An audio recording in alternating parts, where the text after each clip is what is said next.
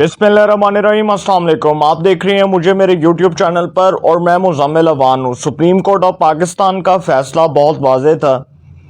कि पंजाब में जब ज़िमनी इंतखाबात हो जाएंगे तो उसके बाद पंजाब में वज़ारत आला के लिए काउंटिंग होगी, इलेक्शन नहीं होगा, काउंटिंग होगी। सुप्रीम कोर्ट ऑफ पाकिस्तान अपने इस फैसले में कह चुकी थी कि वज़ारत आला के लिए काउंटिंग होगी, जिसके नंबर्स ज़्यादा होंगे वो वज़ीर आला पंजाब बन जाएगा। अब जब पंजाब के अंदर एक डिफरेंट सिनेरियो है और पंजाब के अंदर पाकिस्तान तहरीक इंसाफ ने 15 नशस्तों पर कामयाबी हासिल की है, तो उसके बाद जो उनके नंबर्स हैं वो ज़्यादा हो चुके हैं, जबकि नून लीग के नंबर्स कम हो चुके हैं। तो इस हवाले से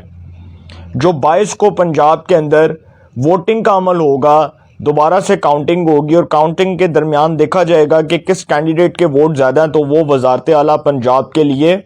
वो सबसे मजबूत उम्मीदवार के तौर पर सामने आएगा और वो वज़ीर आला पंजाब बन जाएगा।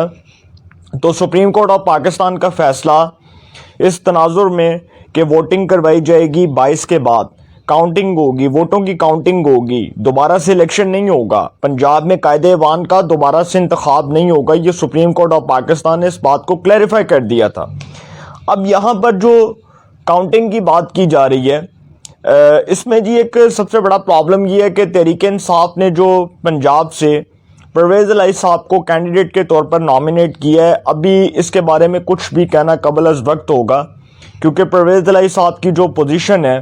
वो काफ लीग की हद तक तो मजबूत है। ये तो मैं बात कर सकता हूँ कि काफ लीग के अरकान असम्बली जो हैं, पंजाब से ताल्लुक़ रखने वाले जो 10 अरकान सूबाई असम्बली हैं, वो परवेज़ इलाही साहब को वोट कास्ट करेंगे, उनके लिए जो है वो काउंटिंग में उनके लिए हिस्सा बनेंगे और परवेज़ इलाही साहब को अपनी जमात से तो कोई प्रॉब्लम नहीं है। लेकिन तहरीक इंसाफ के कुछ रहनुमाओं के बारे में ये ख्याल तसव्वुर किया जा रहा है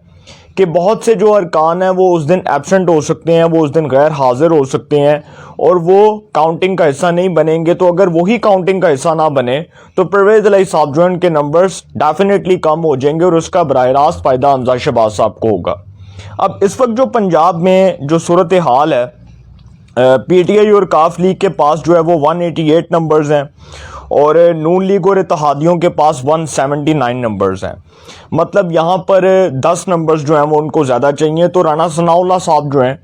उन्होंने शाहजेब खानज़ादा साहब के प्रोग्राम में, senior anchor person Shahzeb Khanzada साहब के प्रोग्राम में ये बात कही थी कि अगर कुछ लोग इधर उधर हो गए तो इसमें हमारा कोई कसूर नहीं है। और यहाँ तक जो है पंजाब हुकूमत के लिए मुस्लिम लीग नून के रहनुमाओं का, सीनियर रहनुमाओं का, टॉप लीडरशिप का ये ख्याल है कि पंजाब इतनी आसानी से परवेज़ इलाही साहब को नहीं दिया जाएगा। परवेज़ इलाही साहब इतनी आसानी से पंजाब का मार्का जो है वो सर नहीं कर सकते,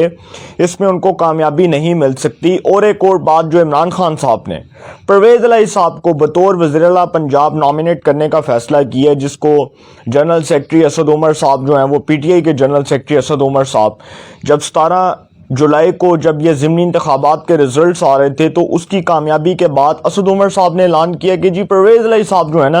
वो हमारी जानिब से वज़ारत आला के उम्मीदवार होंगे।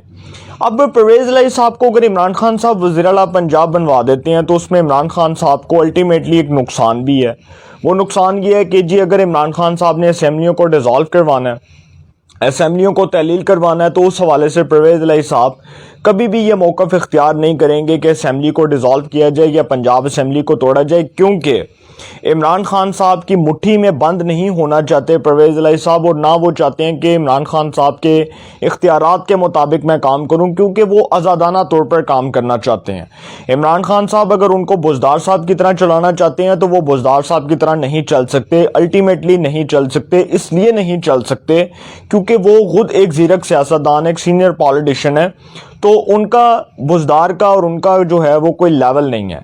बुज़दार का और उनका कोई कंपैरिजन नहीं है, उनके दरमियान कोई कंपैरिजन नहीं किया जा सकता, क्योंकि बुज़दार साहब ने अपनी सियासत की, परवेज़ इलाही साहब ने ज़रा धड़ल्ले वाली सियासत की, बुज़दार साहब ने ज़रा जो है वो फरागोगी के नीचे लगकर सियासत की,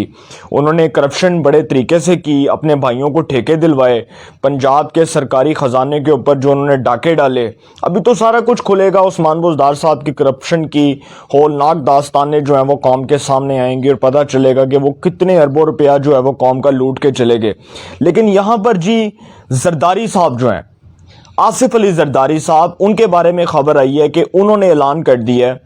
کہ حمزہ شہباز پنجاب کے وزیر اعلیٰ برقرار رہیں گے، یہ آصف علی زرداری صاحب نے کہا ہے۔ پیپلز پارٹی کی CEC کا اجلاس، سینٹرل ایگزیکٹو کمیٹی کا جو اجلاس ہوا، اس کا اعلامیہ آیا، اور وہ اعلامیہ یہ تھا کہ شہباز شریف کی حکومت اپنی مقررہ مدت پوری کرے گی، حکومت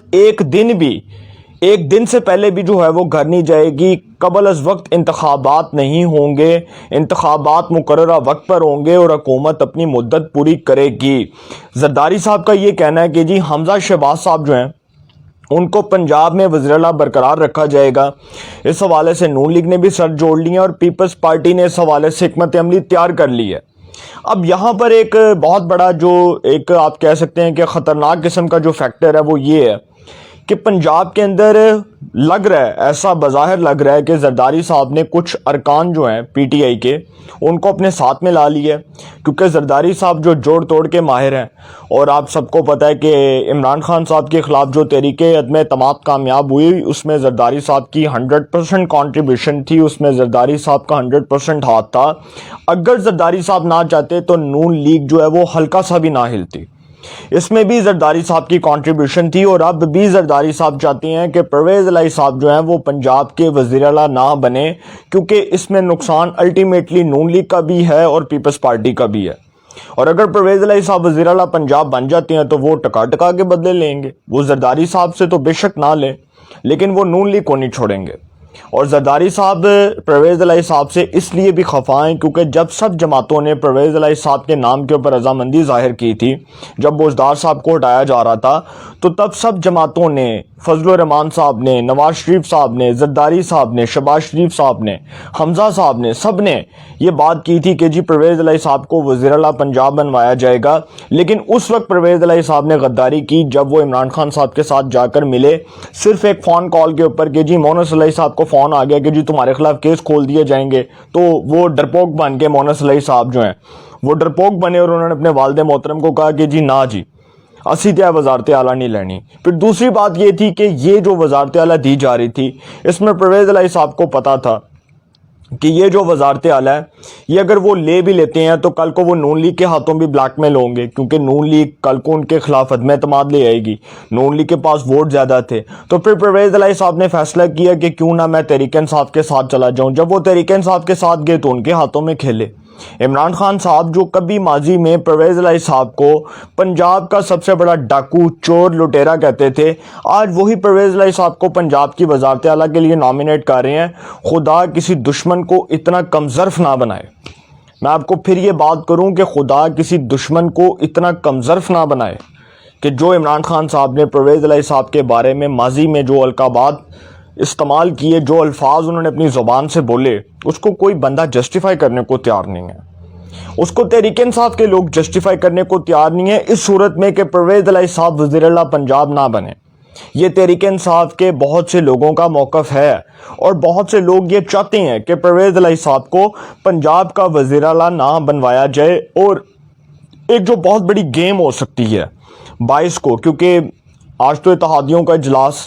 اس کے بعد تمام اتحادی جماعتیں سر جوڑ کر بیٹھیں گی، اور کیا فیصلہ ہوتا ہے اس کے بعد جو بھی فیصلے ہوں گے، جن فیصلوں کی